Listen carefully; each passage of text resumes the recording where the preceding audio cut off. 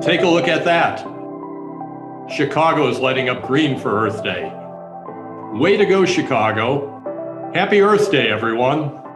On this Earth Day, let's celebrate the progress we've achieved, and let's also recognize the challenges we face with climate change and other issues. We've come a long way. We still have a long ways to go when it comes to better protecting the environment for people, our communities, and our planet. We'll be joined today by two U.S. senators who are working to carry forward this environmental progress. Senators Tammy Duckworth and Dick Durbin will be joining us to talk about what they are doing to help advance environmental progress and the excitement we all feel about the Biden administration stepping up with its all-in approach on climate change solutions. We'll also be talking with Congressman Chuy Garcia about how Chicago and Illinois are primed to benefit from the proposed transportation infrastructure legislation. Then Governor JB Pritzker and Mayor Lightfoot will join us to talk about the ways in which states and cities can step up with climate actions and environmental justice solutions.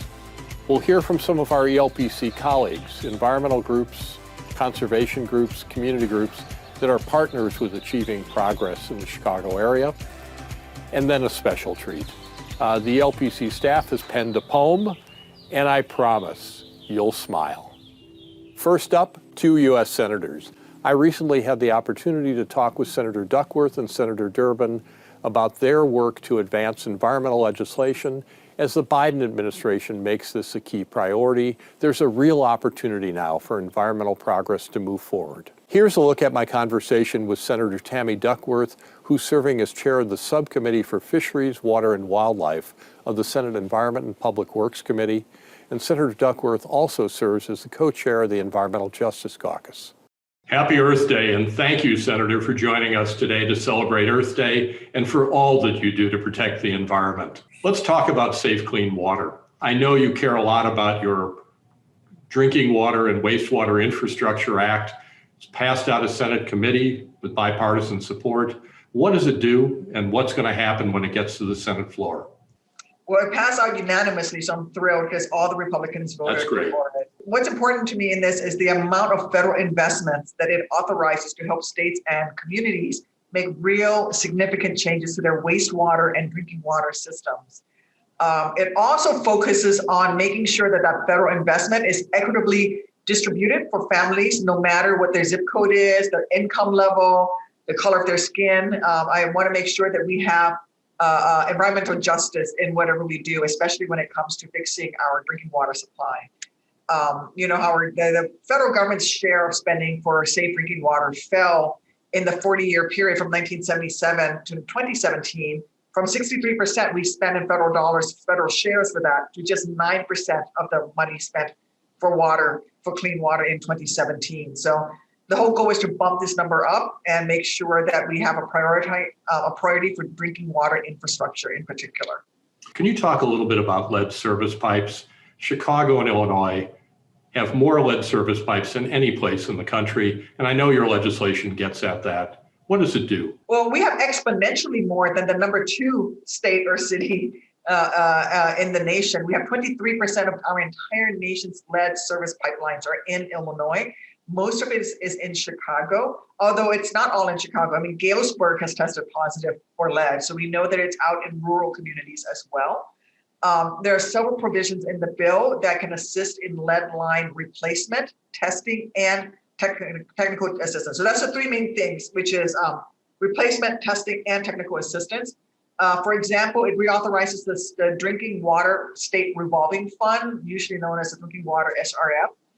There's $14.65 billion in that reauthorization. It's going to really provide critical resources to states to upgrade the aging infrastructure. That will include replacement and lead remediation. It also reauthorizes, and I think this is really critically important, the EPA's lead reduction grant program.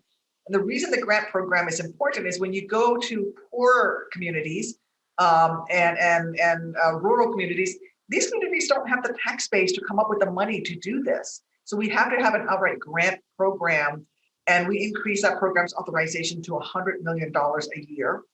That can be used for lead reduction projects, including the replacement of publicly owned lead service lines testing and planning as well. And then there is, and I'm very proud of this one, there's funding in it for voluntary school and childcare facilities lead testing grant program. We've not been testing. We know that our schools, especially our public schools, have a lot of lead in the system. We just haven't tested for it. Just because you don't test for it doesn't mean it's not there. Our kids are still exposed to lead in their drinking fountain. So we need to make sure that we provide the funds and the technical assistance for that testing program. So those are just some of the things that are in this bill. It's very wide ranging, and it will cover everything from lead on tribal lands to major municipalities like Chicago to small rural communities like El Paso, Illinois, for example. President Biden has a big infrastructure plan, and some say that your water treatment bill will be, if you will, the test case for whether there are Republican votes in the Senate to pass an infrastructure bill. What do you think with regard to transportation infrastructure, water infrastructure? Will there be bipartisan support, or will Democrats do this with 50 votes through budget reconciliation? What I would like is for there to be Republican support and we get over 60 votes. I hope we get more than that. But if we have to, then I would support moving it through budget reconciliation. It's that important. We can't wait on this. Our nation's infrastructure is rated as a D- by the American Society of Civil Engineers. And that's just not safe for people crossing bridges. In Illinois, we have over 2,000 bridges that are deemed structurally deficient, but we're still using them. So that's just not safe to begin with. But, economically, we want to compete with other nations around the world. How do you compete with Japan or Germany or South Korea when they have world-class infrastructure they've been investing in, and we've got D- infrastructure? So, and we need broadband. If anything, 2020 shows us that we desperately need to bring broadband infrastructure throughout the nation. That said, in this infrastructure plan is $45 billion for the replacement of 100% of the lead service lines in the nation. It's very ambitious. I hope that can gain bipartisan support. I would do my absolute best to get it across the finish line. And that's where I say if we have to do it on the 50 vote, then 51 vote with Kamala Harris, and that's what we'll do. But I hope that we can get Republicans on this. It's why the water bill that we just passed out of committee was unanimous, because we included things in there for rural communities farms that operate on wells and the like, so that we can help those folks as well. That's how we got more Republican support. And so I'll do my best to make it bipartisan, but we'll do it on a 51 vote because it's that critically important to the nation. 2 years ago on Earth Day, you and Senator Booker and Senator Carper set up the Environmental Justice Caucus. And I know you have legislation, the Environmental Justice for All Act. What does it do, and how does it make a difference, in the day-to-day lives for people in Illinois and Chicago? Yeah, so it has many aspects to it, but the basic philosophy on the Environmental Justice for All Act is to bring access to a clean environment for those communities that are disproportionately negatively impacted up to parity, and then we invest in environmental, good clean environment for everybody on up. So it recognizes that there are communities in this country, largely communities of color, that have borne the brunt of our industrialization, for example. So this is where we put our most polluting industry. You think of Chicago, you think of the South Side, where we did everything from put pet coke into the air to ethylene oxide to manganese as we're recycling automobile parts, right? Those communities need to be brought up to parity, and then we need to protect the environment for everybody and invest in a clean environment moving forwards. Similarly, on the South Side of Chicago, the beaches on the South Side of Chicago are shut down an average of 39 days a year, whereas if you go north, it's only 1 day a year. So those communities don't have access to the parks and the recreational resources that should be available to them. What I see in this Environmental Justice for All Act is several things going on at once. It does several things. One part of the bill explicitly addresses permitting decisions under the Clean Water and Clean Air Act, which passed in the Clinton administration. That bill, that act does not require the cumulative effects of an activity when you're permitting, so that when somebody was applying for a permit on the South Side of Chicago, to recycle automobile parts that might put manganese into the air. The city didn't have to look at the cumulative effects of the pet coke permit that was given 50 years ago. Well, now this bill will say, hey, we have to look at the cumulative effects of these permits on a particular community. And that'll help with these communities that have been disproportionately affected. It will also look at establishing a federal energy transition economic development assistance fund. This is where we're going to support communities and workers as they transition away from fossil fuel dependent economies to new jobs that are not fossil fuel dependent. There are so many things in this bill. We're working hard to move it, but we're trying to find every opportunity that we can in the legislative vehicle to continue to push this bill forward as a whole, but also components within it.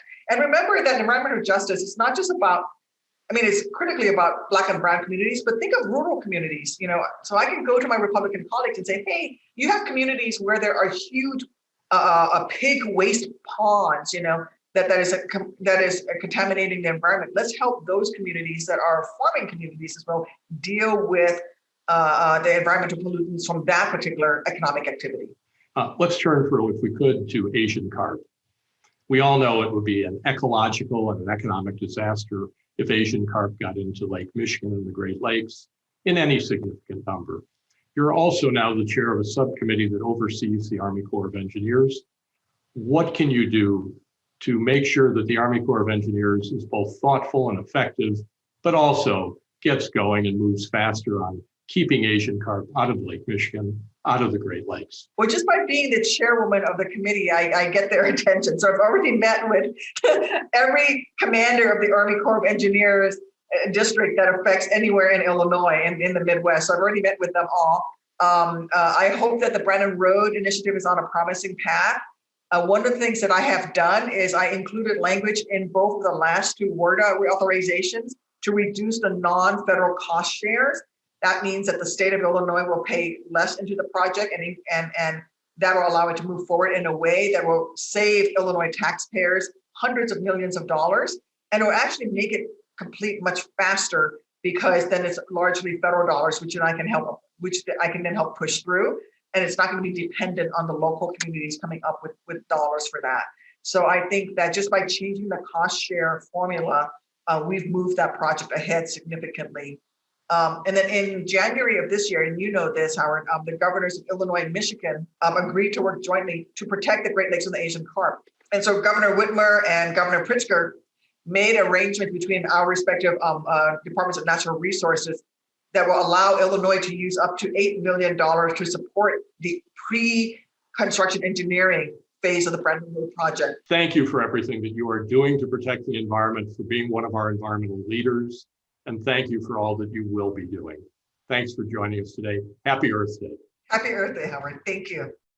Thank you, Senator Tammy Duckworth. And I'm pleased to introduce Illinois Senior Senator Dick Durbin. Senator Durbin is a longtime effective leader on the environment. He's the #2 Democrat in the Senate, now serves as chair of the Senate Judiciary Committee, and is a longtime member of the Senate Appropriations Committee and Agriculture.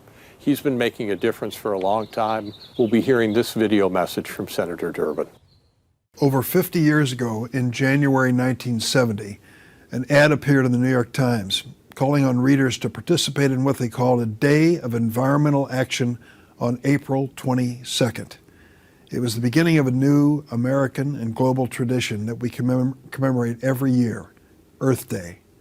In the more than 50 years since we've celebrated the first Earth Day, the movement to save our planet has made tremendous progress. Today, renewable energy sources, wind, solar, geothermal, are the fastest growing sources of energy in America. We're headed in the right direction. But there's more we have to do to stop the threat of climate change and save our planet for our kids and grandkids. Fortunately, we now have a president who recognizes the seriousness of this challenge. He understands that combating climate change isn't just about saving our planet, it's about a new economy, an energy economy that creates sustainable, good-paying jobs for millions of Americans and people in Illinois. That's why I'm proud to support the American Jobs Plan of President Biden. It's an historic, once-in-a-generation investment in our nation's future, one that will rebuild roads and bridges, modernize the electrical grid, power American homes and businesses with cheaper, cleaner energy. The American Jobs Plan is proof that our economic growth doesn't need to come at the cost of our planet's habitability. Imagine how much healthier our kids and communities would be under the plan's proposal to eliminate all lead pipes and service lines in our drinking water systems. Haven't we learned from Flint, Michigan, how important it is to have safe drinking water? Earth Day is a testament to what humankind can achieve when we come together as a global community to protect Mother Earth, the only planet we've got. I hope you'll join me in supporting the President's plan, taking a small step every day to live more sustainably. Happy Earth Day. Thank you, Senator Durbin, for all you're doing in Washington to accelerate climate solutions and make environmental progress happen in our nation's capital. Now I'm pleased to share a conversation I had with Congressman Chuy Garcia about what the transportation infrastructure legislation means for Chicago and the youthful energy driving Earth Day. Congressman Garcia, we've known each other since that political watershed moment when Harold Washington was elected as Chicago's mayor in the early 1980s. Sure. How has your thinking changed on environmental issues? And how do you see environmental and climate change issues playing out differently today since the 1980s when Mayor Washington was in office? Well, to say that there's been a sea change in terms of awareness, in terms of energy, in terms of the urgency to address environmental issues, especially with all of the threats of climate change and the urgent need for us to act as leaders on the world stage, and certainly as a country that's seen as a leader globally. The stakes couldn't be higher. The urgency could not be greater. So that's sort of on the big picture. On the local picture, it's really amazing how environmental issues and who champions them, who fights for them, has changed for the better. 35 years ago, most environmental advocates and champions were largely white, middle class, people who were seen as do-gooders.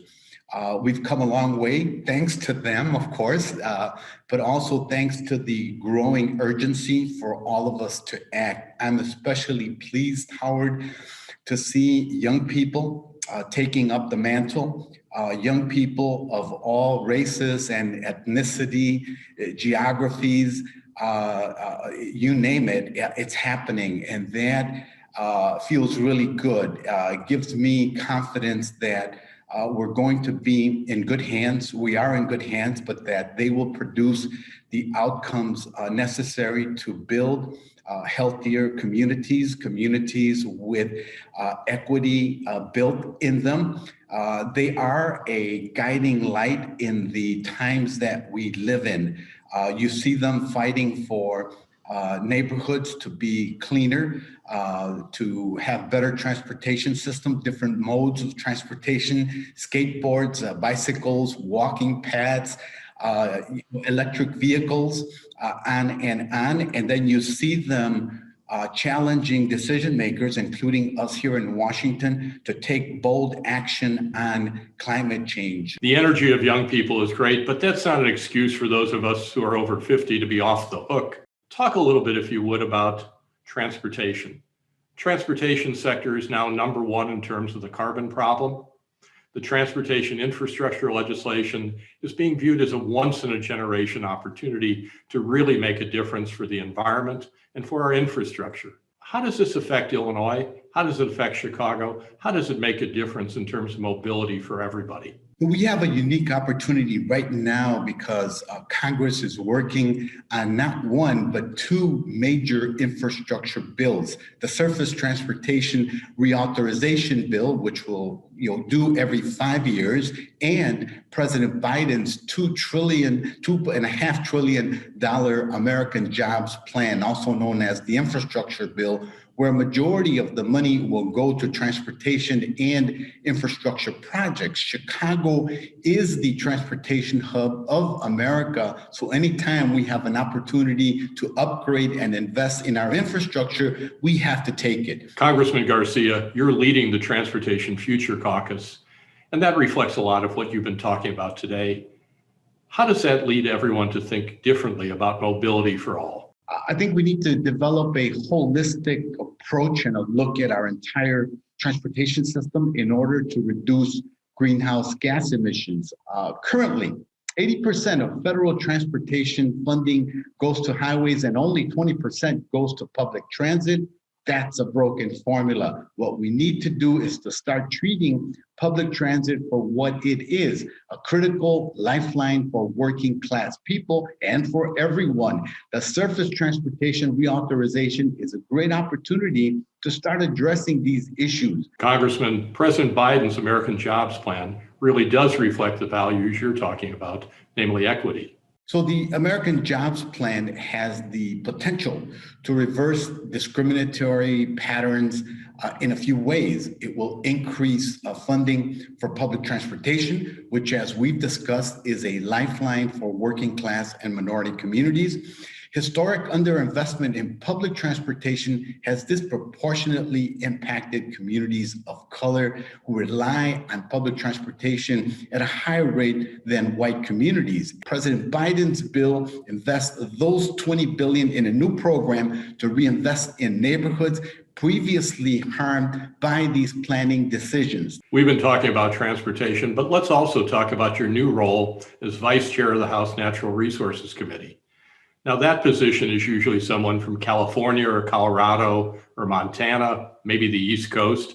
It's unusual for a Chicago urban Democrat to be vice chair of the Natural Resources Committee. What are you going to look to do from that new position? How are you going to get things done? What's important? So it is unusual, and that's a good thing, but that's exactly why it can have an impact. Working class and urban communities like mine are even more affected by issues of environmental racism and injustice, but they don't often have a seat at the table where consequential decisions about those issues are made. Additionally, the committee oversees the Great Lakes, one of our nation's most precious resources, which is especially important to my district, to all of the northern region, northeast region of Illinois. This Congress, I hope that we get to address the problems plaguing the Great Lakes and the surrounding region, including the impacts of climate change, crumbling water infrastructure, invasive species, and more. What a great opportunity. You're in a great position to do important things for Chicago, our region, and our country. Thank you for everything you're doing, Congressman, to protect the environment. And thank you for joining us today on Earth Day.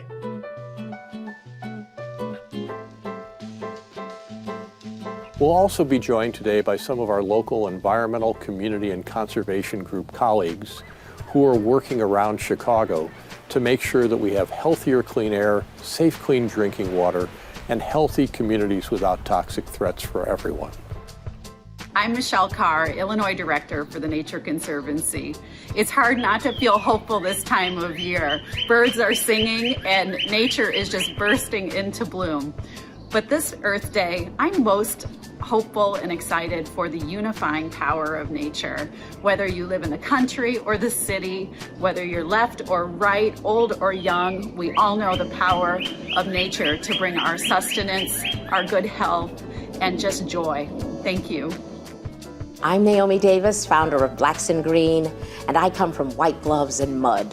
Proud granddaughter of Mississippi sharecroppers who, like 7 million others, bid bittersweet goodbye to home and headed up south for freedom and economic opportunity. We're the authors of The Sustainable Square Mile, where every household can walk to work, walk to shop, walk to learn, walk to play.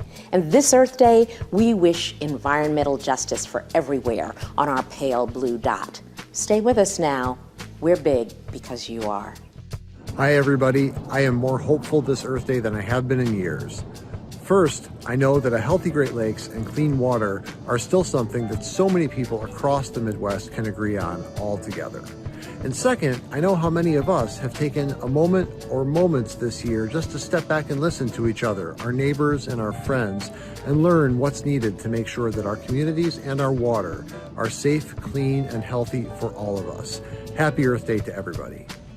Hi, I'm Juanita Irizarry, Executive Director of Friends of the Parks. As we prepare for the 37th Annual Earth Day celebration and cleanup that Friends of the Parks coordinates across the city, according to this year's theme of Hope Springs Eternal, we are so excited to convene Chicagoans to get out into parks and nature, or maybe even just to stay in their backyard to do a little bit of cleanup, pick up debris, do some gardening, and love on Mother Earth as part of our resilience as we emerge together from this challenging year. Happy Earth Day. I'm Jen Walling, Executive Director of the Illinois Environmental Council, and I want to wish everyone in Illinois a very happy Earth Day. I'm so thankful to all of the environmentalists in Illinois, especially those that have helped with state legislation. I'm here in Springfield with our state capitol behind us, and I'm hopeful that this year we're going to address climate change through the Clean Energy Jobs Act, address dangerous and toxic lead service lines, and change permitting to help our environmental justice communities. All right, here in this building. Thank you. Happy Earth Day. A special thanks to our environmental and community partners with a lot of respect for the important work they're doing and effective work they're doing for Chicago. Chicago Mayor Lori Lightfoot is now joining us to talk a little bit more about the city's climate goals and the important work on environmental justice. Let's check it out. Hello, everyone. I'm Chicago Mayor Lori Lightfoot, and it's my honor to be part of the Environmental Law and Policy Center's virtual Earth Day event. Here in Chicago, solving environmental problems is a top priority. Since I became mayor, I've been working to ensure all residents have clean air to breathe and safe water to drink, no matter their race, economic status, or zip code. In our city's latest step to accomplish this mission, we passed an ordinance that will improve Chicago's air quality by requiring more intensive review before any potential polluting business can build new facilities. Because no resident, no matter what neighborhood they live in, should ever be forced to live with the fear that the very air they breathe isn't safe. Thanks to efforts like these, we will be that much closer to becoming a fully sustainable and environmentally equitable Chicago. So thank you, enjoy today's event, and please remember to be safe. Thank you, Mayor Lori Lightfoot. Illinois Governor JB Pritzker has vowed that Illinois should be a clean energy leader. Here are his comments about how Illinois and other states can step up and lead on climate action. Governor, thank you for joining us to celebrate Earth Day. Let's talk about climate change. The Trump administration ignored climate change, ignored sound science, and allowed the bad climate problems to get worse. Leadership shifted to you and the states and the cities to step up. And now President Biden is moving the federal government all in on climate solutions. How are you in Illinois going to step up as a Midwest leader on climate change solutions? And how can you leverage progress in Illinois now with a cooperative federal government? Well, thanks so much, Howard. And let me begin by saying, thank God we have an administration that actually cares about climate change, somebody that we can partner with. And I was very proud, while President Trump was president, to have Illinois join the U.S. Climate Alliance, to commit itself to the right kinds of principles toward changing the way states are operating and hopefully getting the whole United States moving in the right direction. So now that we've got the right federal leadership, we can make some significant strides. And I guess I'd start by just pointing out that, one example of what the federal government is now doing that it wasn't doing before is helping us to make the kinds of investments in EV infrastructure and in the grid, and especially with a focus on something I'm very committed to, which is 100% clean energy by 2050 for the state of Illinois. And I put out 8 principles for a clean and renewable Illinois economy, and I intend to stick to those. We're focused on that in the energy bill that's coming up before the legislature in not too long from now. So let's talk about infrastructure, electric vehicles, and then renewable energy and clean energy. Infrastructure. You in Illinois beat the federal government to the punch. You moved forward with a transportation infrastructure bill a couple of years ago. We now have passenger rail service on the way to Rockford and Quad Cities. And we're hearing a lot about President Biden's American Jobs Plan, the very bold infrastructure bill. How are you going to work with Amtrak and the Biden administration to really accelerate passenger rail? Well, you're right to point out that we beat the federal government to it, a $45 billion capital bill. Some people have said, well, gee, didn't you do it too early? The federal government's coming now with a lot of money. But as you know, for most of what we need to do in infrastructure, there's a state match to the federal money. So we're all ready to go. Most states are not. You talked about electric vehicles. Let's shift to electric school buses. Good for kids' health, less diesel pollution, cleaner air for everybody. President Biden plan stepping up, more funding for electric school buses. You and the Illinois EPA have been trying to get that off the ground. The first EV school buses were in Pekin a couple weeks ago, big announcement. What are you going to do to really accelerate electric school buses, not just in Pekin, but across the state of Illinois? So there are kind of two aspects of that. Let me try and address both quickly. One is, of course, what we're going to invest in the acquisition of electric school buses and the transition to electric school buses. And of course, you know, we've got the money that's left in our VW funds, but that's not enough. We need to pursue legislation as we are now to build out a network of charging stations, to allow schools to access more dollars so that they can make the conversion on their own. And of course, there are companies in Illinois that are already working on making that transition within their bus companies. But the second part of this, which is vital, is I want Illinois to be a center, a hub for electric vehicle manufacturing. Not just, so we first, manufacturing the vehicles themselves, but also, when you can attract a manufacturer, you're going to attract a whole bunch of their suppliers. And so I've been working on that personally. I've been on the phone with a number of folks in the electric bus and electric truck arena and, trying to get them to move to Illinois. I think we're making real progress. And then, of course, talking to the parts makers who, even if we don't have bus manufacturers here, electric bus manufacturers here, Illinois is the best place from a transportation, distribution, logistics perspective to put your factory. And so I've been making that case directly to CEOs and to board members of companies across the nation. And I think we're going to see some real progress coming up over the next 12 months. Turning to clean energy, it's great to talk to a governor who's been singing the praises of accelerating renewable energy, like solar energy, energy storage, and wind power for a long time. We don't have to convince you on that, and that's really good. But as you know, solar energy is stuck in Illinois right now. It is. There were some quirks in the 2016 legislation. The funding for solar is stuck, and the momentum is mostly stopped. What are you going to do to keep solar installations moving in Illinois, jobs growing in Illinois, and really accelerate clean renewable energy? Because we're competing with a lot of other states on that. We are, and I think we haven't quite got it right yet. As you know, we've got major energy legislation that's being worked on right now in the last 5-6 weeks of session here that we're deep into.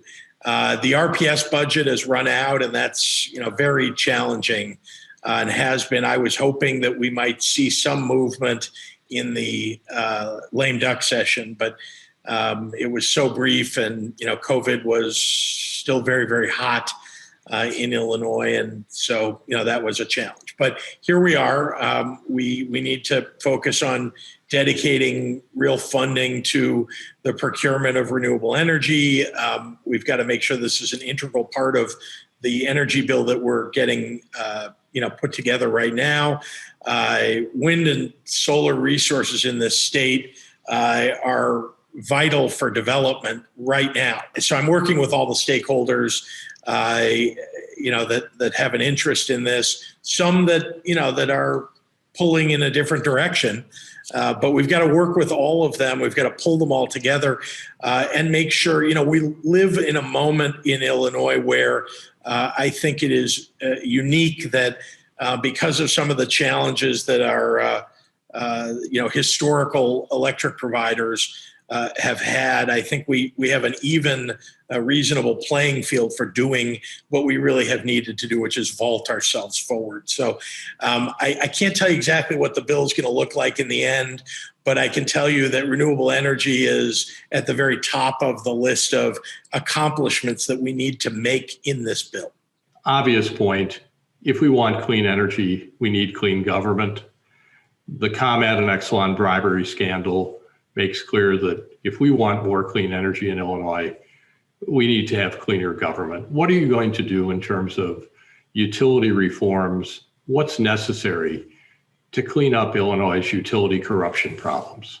Well, you've hit the nail on the head. I mean, ratepayers are tired of the status quo, tired of, the behind closed doors deal making that's improper, that, we need to bring the sunshine in and real transparency. And that's why in the principles that I put out for clean energy and for this new energy bill, I've made, I put at the top of the list of important reforms that need to be made, reforms in the ethics principles that companies need to follow.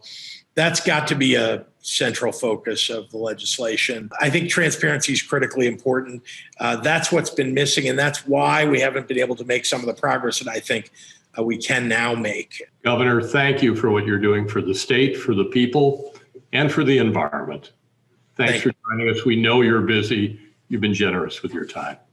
Many thanks to our political leaders and colleagues who joined us today on Earth Day. A special shout out to ELPC staff who are working hard in a dedicated and effective way through these very challenging times to advance environmental progress. And now a treat. In honor of Earth Day, ELPC Media Relations Specialist Paul Daling penned a special poem that we'd like to share with you today to celebrate Earth Day. If on Earth Day you think of slogans and rallies, we must disabuse you of this common fallacy. Signs, chants, and cheers are valuable, true. They remind us why we do the work that we do. Earth Day focuses, centers, and recommits us to our mission. But the glamour and glitz don't follow us down to our work in the trenches. Where we slug through the mire. Where the muck and the stench is. Earth Day is a day we preach for the planet. We cheer to the public. We will not can it. We're firebrands today, but come April 23rd, we'll be back at what we do best. I mean, frankly, we're nerds. We're nerds. We're nerds. In Congress and State House. Or Commerce Commission. We'll show you the value of wonk to the mission. In each word that each lawyer or advocate speaks. You can't save the earth if you don't have the geeks. I wage war on coal ash. I fight for air quality. I promote our platform in Illinois' polity. I secure grants and funding, without which we'd fail. We wouldn't get clean cars or advance high-speed rail. I monitor the air and then map the data. I ensure that utilities are fairly pro rata. I fight so our waters were able to fish again. I run Minnesota. And I manage Michigan. We're wonky. We're nerdy. We're deep in the weeds. But science-based fact is what advocacy needs. Board, back, and court, we're in all these rooms. Fighting for solar and against algal blooms. We're in Iowa. Wisconsin. Ohio. DC. From farmland to city, we fight diligently. We hope on this Earth Day, these doggerel words have shown you the need for air, water, and nerds. I hope we've convinced you. But, well, we'll see. Happy Earth Day to all from ELPC. Happy Earth Day! Happy Earth Day! Happy Earth Day! Happy Earth Day! Happy Earth Day! Happy Earth Day! Happy Earth Day, everyone. Let's work together to make the world a better place today on Earth Day and every day going forward.